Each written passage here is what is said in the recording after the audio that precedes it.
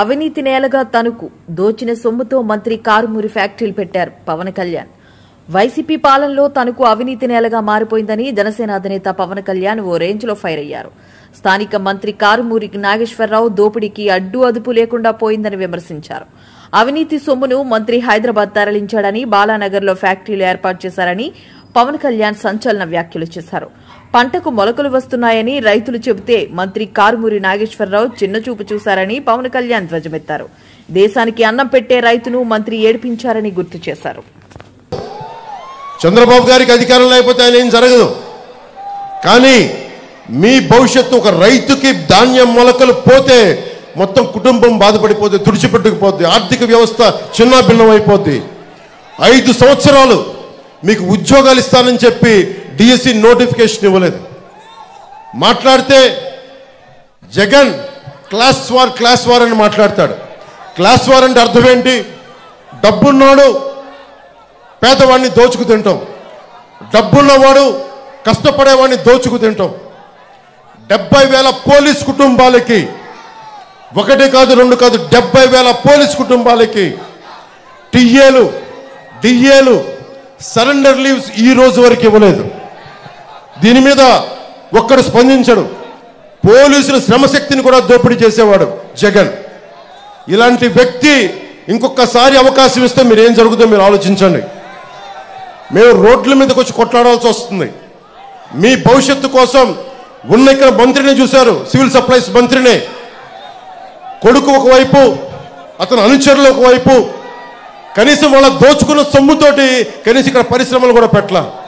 ఎక్కడో తెలంగాణలో బాలానగర్లో ఇక్కడ కూర్చొని స్టీల్ ఫ్యాక్టరీలు పెట్టుకున్నారు. అక్కడికి వెళ్ళి ఇక్కడ దోచేసిన డబ్బుతోటి, ఇక్కడ టీడీఆర్ బాండ్లతోటి దోచేసిన డబ్బుతోటి వెళ్ళి తెలంగాణ హైదరాబాద్లో బాలానగర్లో ఫ్యాక్టరీలు పెట్టుకున్నారు.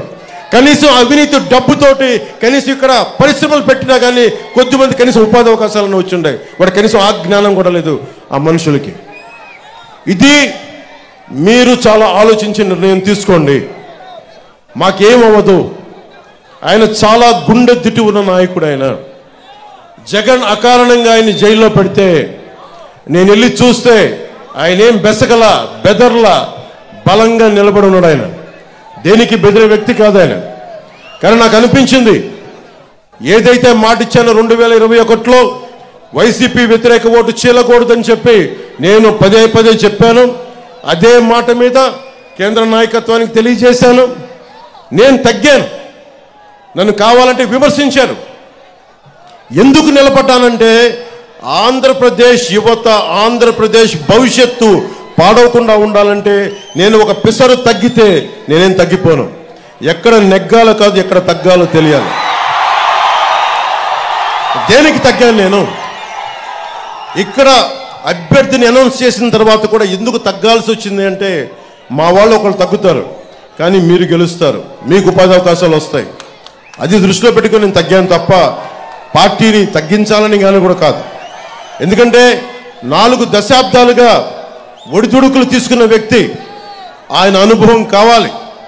అలాగే నేను ఎక్కడ సమస్య ఉన్నా, ఉదాహరణకి ఉద్దానం కిడ్నీ సమస్యకే 2014లో ఆయన మీద నాకు ఉన్న గౌరవం ఏంటంటే, 2014లో ఉద్దానం కిడ్నీ సమస్య అప్పుడు గుర్తించి శ్రీకాకుళం వెళ్ళి నేను తిరిగితే ఆయన దృష్టికి తీసుకొస్తే 24 గంటలు తిరక్క ముందే మొత్తం ఉన్నతాధికారులు బృందాన్ని పిలిపించి మంగళగిరిలో కూర్చొని, క్యాంప్ ఆఫీస్లో కూర్చొని మొత్తం ఏం చేయాలని చెప్పి వెంటనే తక్షణంగా దానికోసం ఒక రిలీఫ్ ప్రోగ్రామ్ చేశారు.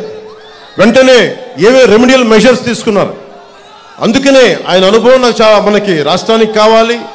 అందుకని కూర్చొని నా స్వార్థాన్ని కూడా పక్కన పెట్టి, మన ఆశయాలను కూడా మన ఆశలను కూడా పక్కన పెట్టి, జనసేన నాయకుల తాలూకు తృష్ణను కూడా పక్కన పెట్టి, కేవలం ఆంధ్రప్రదేశ్ ప్రజల ఆకాంక్షను దృష్టిలో పెట్టుకొని నేను ఈ పొత్తుకి చాలా ముందుండి అందరం కలవాలని చెప్పి నేను ముందుకు తీసుకెళ్ళాను. మీరు బాగుండాలని చెప్పి. మీకు ఈ వ్యక్తి నేను నా నోట్లోంచి ఉచ్చరించేంత స్థాయి కూడా లేదు ఈ సివిల్ సప్లైస్ మంత్రికి. ఇలాంటి మంత్రుల్ని, ఇలాంటి అభ్యర్థుల్ని, ఇలాంటి రాజకీయాల నుంచి తన్ని తగలేసేయాలి బయటికి. గోస్తని నదిలో కలిపేయాలి ఇలాంటి వ్యక్తుల్ని. ఎంత అలుసు నీకు! ఎంత పొగరు నీకు, ఎంత అహంకారం నీకు, ఎంత దురహంకారం నీకు. రైతు ఏడుస్తా ధాన్యానికి మొలకలు వచ్చినాయి అంటే నువ్వు బూతులు తిడతావా? నీ అహంకారాన్ని నేల కింద రాచే రోజులు వస్తున్నాయి, మర్చిపోకు. నేను ఓట్ల కోసం కానీ నేను ప్రజలు బాగుండాలని ఆకాంక్షించేవాడిని.